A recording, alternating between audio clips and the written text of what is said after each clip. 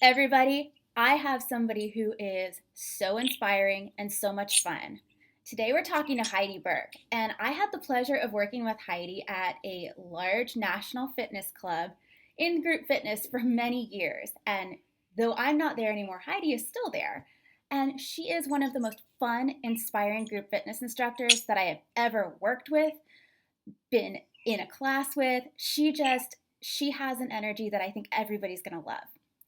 So, Heidi's going to talk to us today about how you can find passion and just that energy and enjoyment in your exercise. Because if you don't enjoy what you're doing, you're not going to keep it up.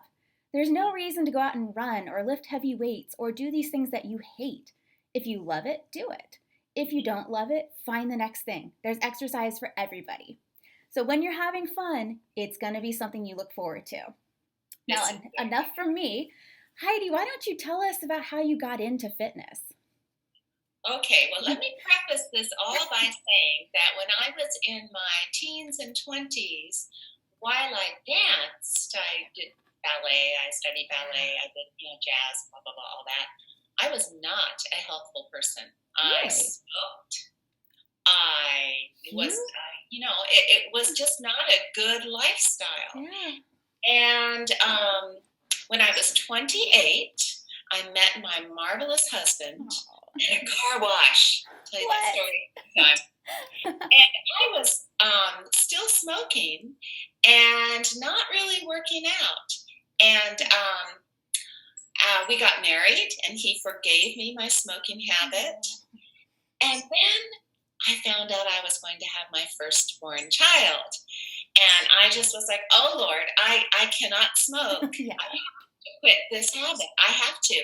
And, I was able to do that. And it was one of the hardest things I ever did. But once I knew I had another life, that was so important that I did it. And I have not looked back. And he just turned 27 yesterday. Oh, my gosh. What?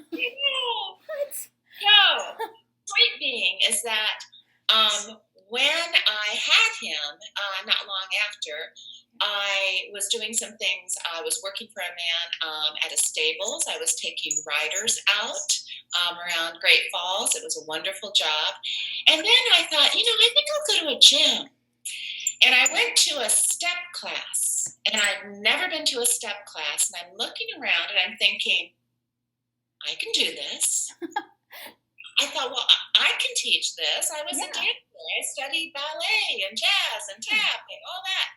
So it kind of clicked, and I thought, So I started looking into little increments. The first thing I needed to do was become a American Council on Exercise group fitness instructor. So that was cool. Yeah. And then I got my first job for teaching step at the place that I was taking steps. And I was awful. I was probably pretty bad. But we all were when we first started. People were forgiving. They were patient. And as time went on, I added more and more areas of fitness. So I started studying things like bar and barbell strength. And what else did I do then? Dance. But then I went to a Zumba class. And I thought, well, I can do this. And so again, I added Zumba on. And so Zumba became just all-encompassing. And in addition to teaching strength, weights, all those other types of modes, of modalities that you can discover. And then recently, in the past 2 years, I have been a strong by Zumba instructor, as well as all the other things. And I have to tell you, it's completely different from Zumba. It's like two different animals. One is fierce, one is fun, but together they make a wonderful workout. Really? So it's just amazing. Now, guess what I'm going to do? What? I signed up to do Pilates, become a Pilates reformer and apparatus instructor. You're going to be wonderful. For those who don't know the two of us in real life, the club where Heidi works has just opened a Pilates studio within it. I'll do a shout out. It's Lifetime Fitness. It is. We love Lifetime. We love Lifetime. And they have just, on top of just I'm a little biased, but incredible group fitness program. They've added on this separate studio with the reformers. So, oh, It is God, Heidi, beautiful. you're going to be It's wonderful. calling my name. Heidi, Heidi, you've got to do this. I had taken some Mat 1 training, Yeah. and I really loved that, and I incorporate that into my classes. But now I want to really learn the science and art of Pilates instructing. So, you go from somebody who smoked like a chimney in my 20s to, somebody who teaches others how to live life in a healthful way. And it's amazing. And I will be honest with you, I am very close to 60. Now, I know everybody's as shocked as I was when I met you well before that. But I mean, this is what a healthy lifestyle and exercise and finding joy in what you're doing can do for you. You can look like Heidi. Happy wrinkles. You can look as beautiful as Heidi. Look at that. And it's, you have this joyous attitude every time I see you at the club, just this joyous attitude. And you bring that to your classes. And I, as someone who has taken your classes before and, knowing people who have taken your classes, it's something where we come away with that feeling of just feeling uplifted. And that's how you should feel after you work out. We can't all be blessed and have Heidi as a teacher, but being able to feel that way after you leave a workout is the goal, and it's achievable with any type of exercise you like to do. Yes. Now, so what do we like Zumba? I have people come and say, I hate Zumba. Well, first of all, maybe they never had anybody kind of walk them through. Mm-hmm. But beyond that, some people just don't like to work out to music. And you know what? That's okay. Yeah. So in that case, you find a class or a group that music is a great motivator. Yes. But you don't have to stay to a beat. So I teach classes at Lifetime and other places that I set them free. I say, hey, you've got a whole minute to do this exercise for your body because this is your workout. And at the end of that minute, we'll transition to something else. So it's really good to kind of mix it up. Find things that you never thought you were going to do.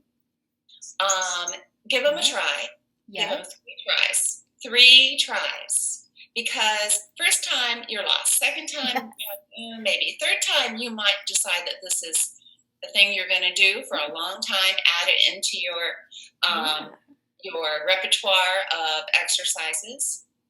But don't discount something just because it sounds unfamiliar or scary. I love the 3 try idea because you're right. The first time, even if you think you know what you're doing, or it's your first time doing this at a different studio or with a different instructor, give it 3 tries. I love that because you're right. No matter what, you're lost the first time. Second time, you feel a little bit better. Third time, you can make that really objective decision. Right. And it's okay if something is not for you. You can just bail. That's all right. There's something else. Be kind to your instructor. Yes, be nice. Be nice, but because we think it's our fault. Yeah, we do. There could be 30 people in the room, and one person walks out, and you're like, but wait, tell me why you're leaving. What did I do? But we are forgiving, and we're not there. It's not a competition. Right. It's not or a performance. It's not. For us, it is. Yeah. It's a little bit of a performance. It's a lot. We incorporate a lot of different personas. Yeah. We're coaches, we're encouragers, we're drill sergeants, we're silly, we're, sexy if it's in Zumba. Yes. We find the passion in whatever kind of class that is. Yeah. Now, what do you recommend, since we're on the topic of the instructor, what do you recommend somebody do their first time in class? Should they talk to the instructor? What should they do? Please don't go hide in the back because I want to be able to see you. I want to be able to help you. It's always good. Let me preface this. I don't usually start my classes by saying, who's new? Because that's scary. Yeah. I don't like that either. I can tell if you're new. Mm-hmm. I know faces. And I can also tell if maybe your mind-body connection isn't quite there yet. Yeah. I use the word yet because I pride myself on helping people find those connections. Yeah. Where are you in space? Yeah.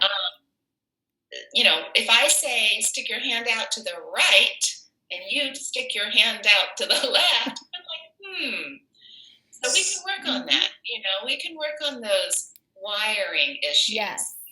And if nobody ever taught you how to do a push-up, how would you know? Right. That's what you're there for. Yeah. So, I've had to learn a lot of things myself. And we all have something. Everybody has a limitation. Yeah. It doesn't always show. Sometimes it does. For example, I've had a fusion right here. A C-level fusion. Yeah. Tricep says, I'm done. When I do too many push-ups. That's okay. It's totally fine. Yeah. We all have one. Yeah. I have a neck problem.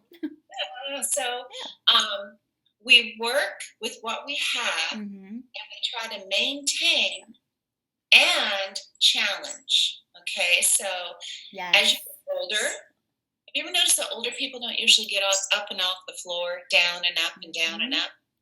Yeah. Because they don't have little kids anymore and they don't have to get down and up, or maybe they're kind of embarrassed because it's hard for them to get up. Right. You know what? We need to find a way for you to get up off the floor if you're getting older. Absolutely. And even if you're not so old and you find that you're, after 30, I found that when I get up, sometimes I go, ugh. And when you make that noise, the second you hear that noise, right, you're like, oh my goodness. We can fix that. Because I'm kind of moving up in years, one of the things, are. I know, we all are. Thank the Lord, right? Yes. One of the things we need to work on is balance. Yes. Balance is so important. And I encourage people to brush your teeth and stand on one leg. I like that idea. Simple things. And you're going to do it twice a day. Yeah, at least we hope. Yes. When you're picking something up, remember, use that powerful backside, the glutes that you have, to power up from a squat to pick something up off the floor. I'm always talking about scoop the belly into the spine, which is a very Pilates style. Yes, it is. To protect your back, especially if you're doing any sort of a turn and a reach and pick up. So there are a lot of things in everyday life that we can do to incorporate fitness knowledge. Yeah. And for those with babies, you have, it's like having a Bowflex, with you at all times. I got one of those downstairs.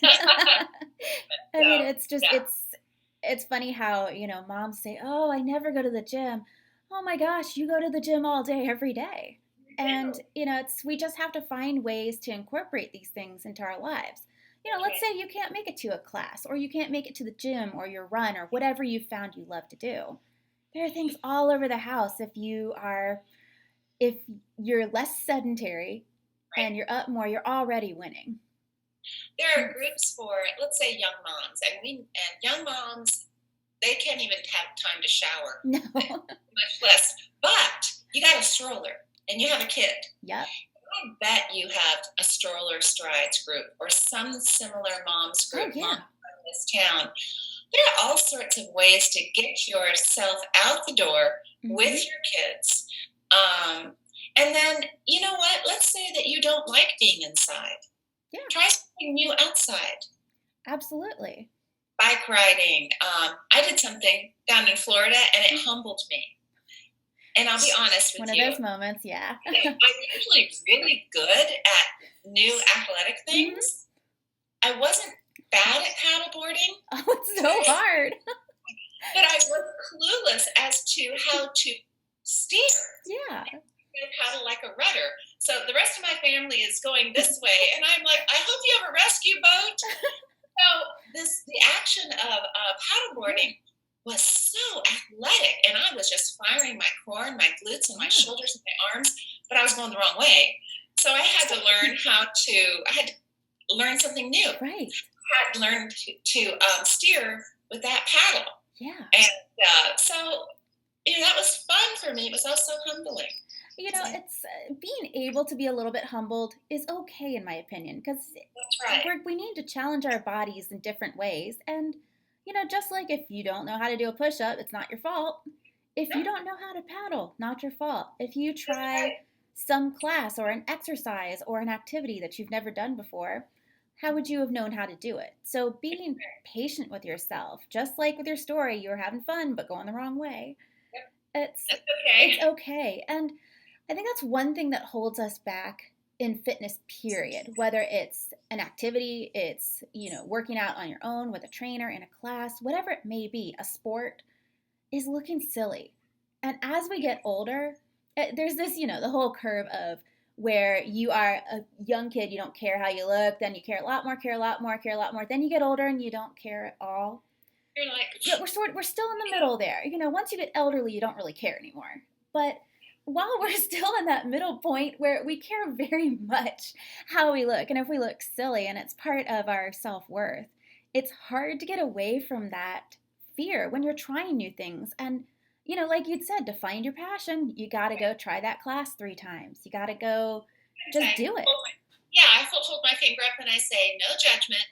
This is a safe place. Yes. This is a place, especially in my classes, because they're mostly all in a fitness room. Yeah, yeah.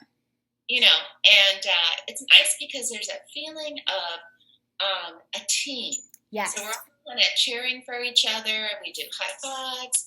And I will also often say to people, hey, look, if you don't know how to do ABC, I will go on the floor. We will find a place to go work one-on-one with this, or we'll get a small group together, because I want people to say, wow, I didn't know I could do this. I had no idea. Ooh, I have to tell you a story. Can I tell you a story? Yes, of course. So one of my fellow Zumba and Strong instructors is visiting from Switzerland.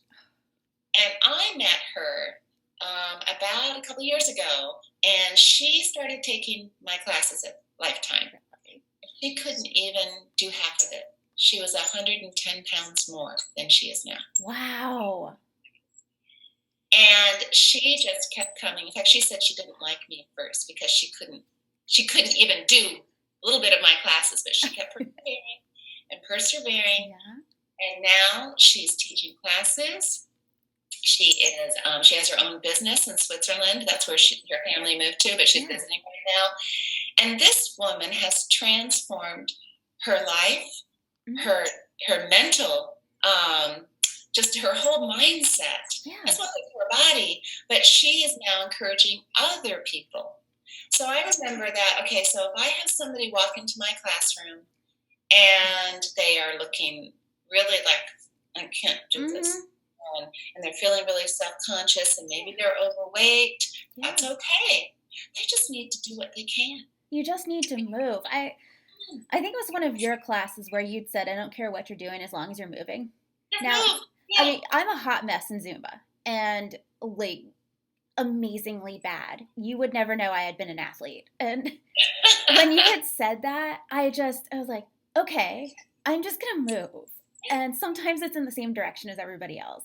And if you're going this way, as long as you run into anybody, no one cares. Yeah. And that the idea of that, safe space to try and fail, some people don't feel that way at the gym. And they're afraid at a group fitness class. And there's no convincing you all if you feel that way that people are not looking until you go and try it and you see nobody's looking and you're not looking at anybody else. But it's getting over that hump and trying to get in there and try something new.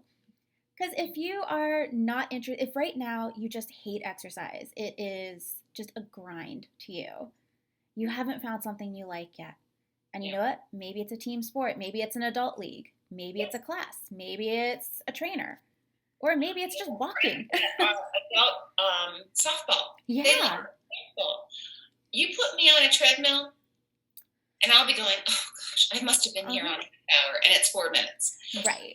Outside running in a beautiful location, I can run and run and run and run, and I don't feel anywhere near as fatigued as if I'm slogging away on a treadmill. Some people, however, love treadmills. I love treadmills.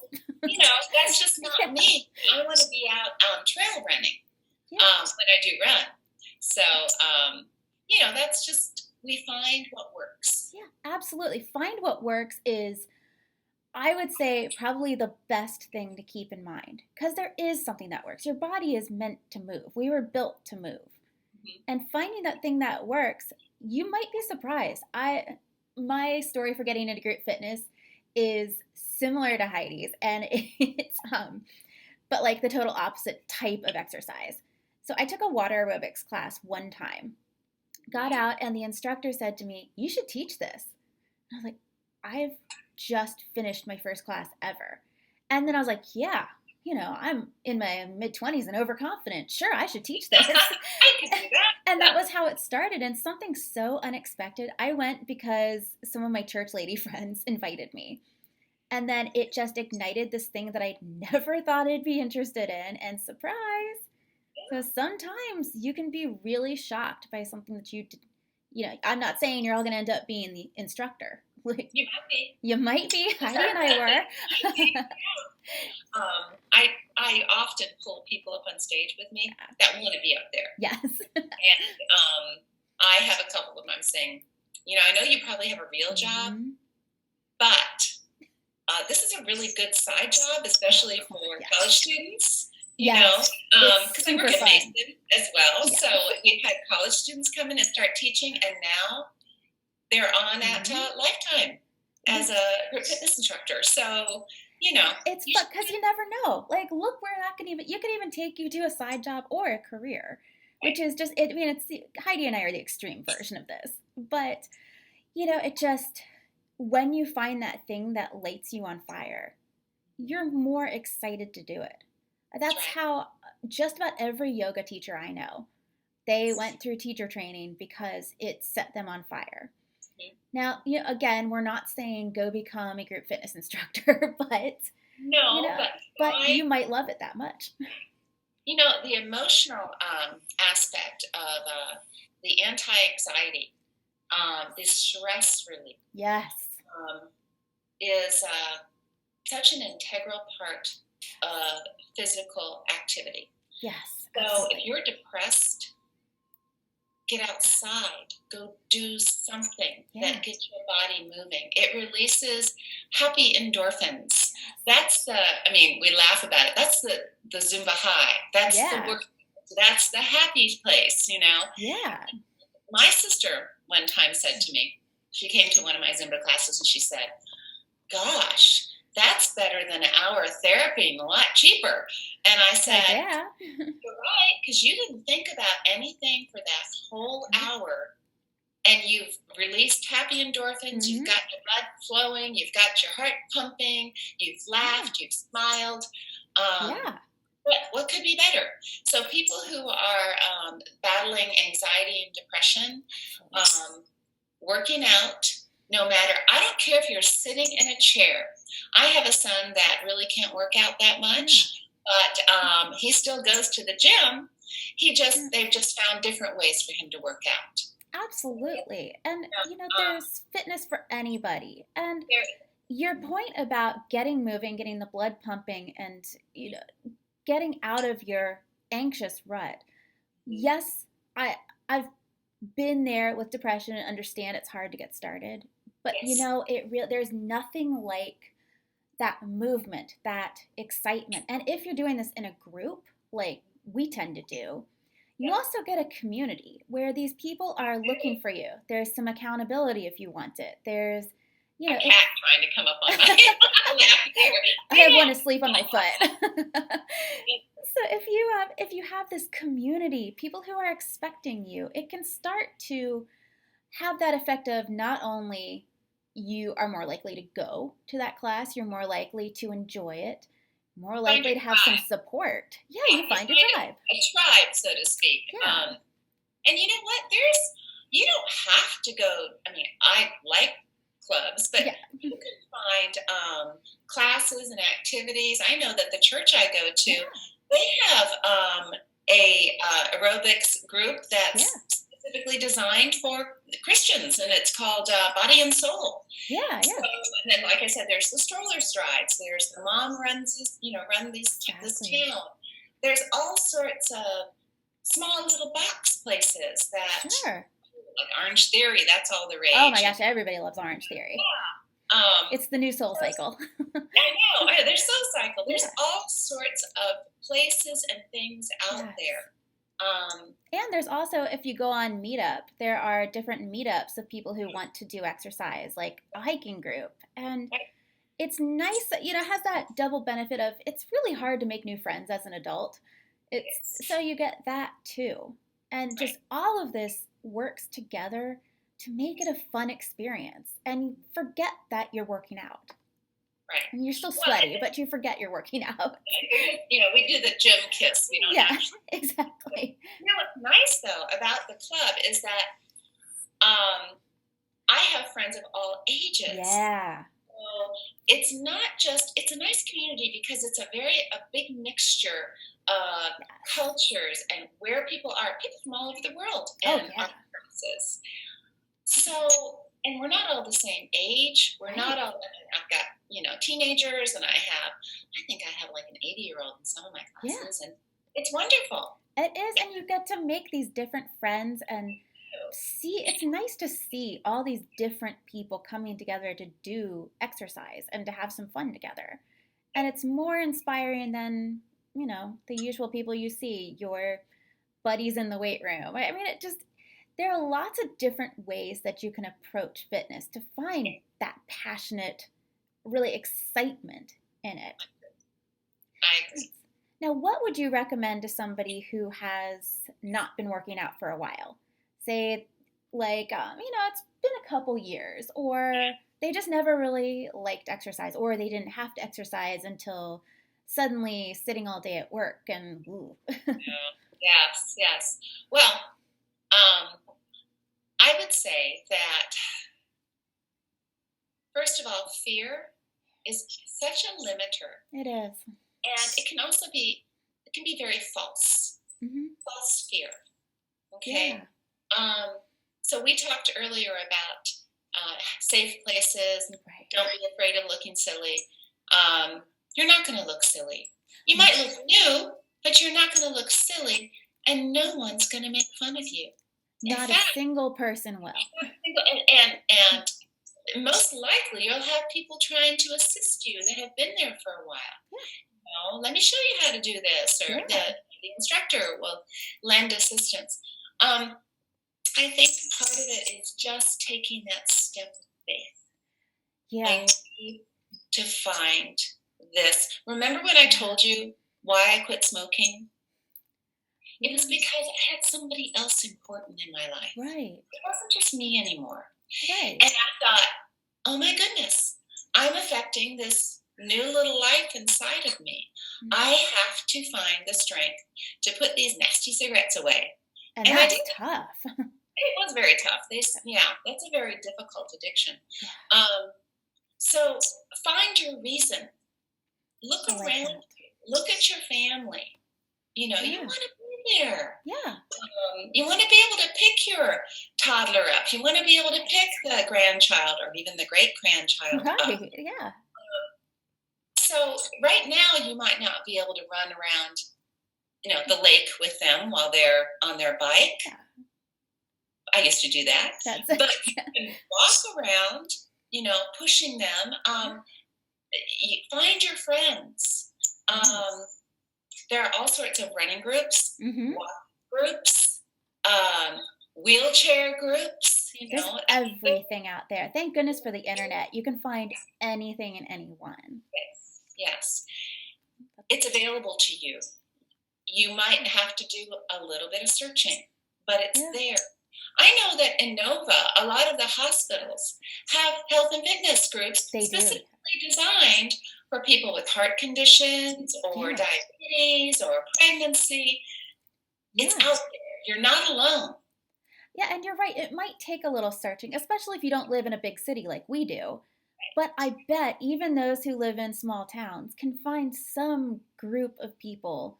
Or you know what? If you like solitude when you exercise, good for you. Go for it. Get out there and do it. You can find your way to activity that you enjoy. Yes. And it might start out as just plain activity, as in you're just moving and not sitting. Right. Eventually, you'll get more proficient. You will start to, your body and mind will connect a little bit better.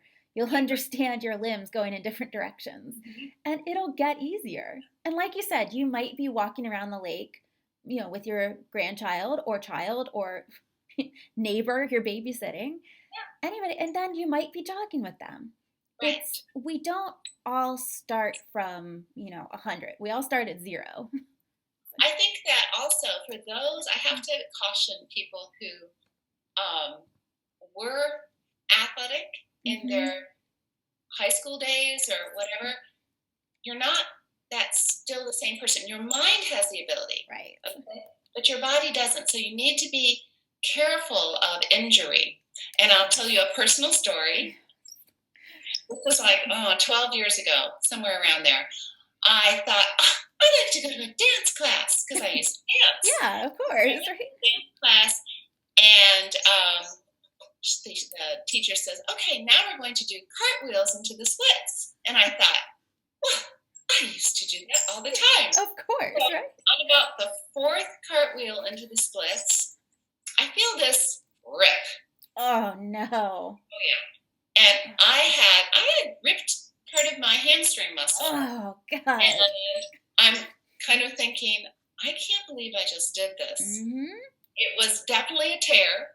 It was where I kind of said, oh, I have something to do. And I went in the car and I thought, oh my goodness, silly me. How many years has it been since I did a cartwheel into the splits? 20, Yeah. And it creeps up on you, but you still, just like Yes. we don't feel like we've aged, you still have that mindset. My mind knows how to do it. Yeah, like my thinking, I could do that cartwheel into a split right now. And I'm like, but you can't, Kelly.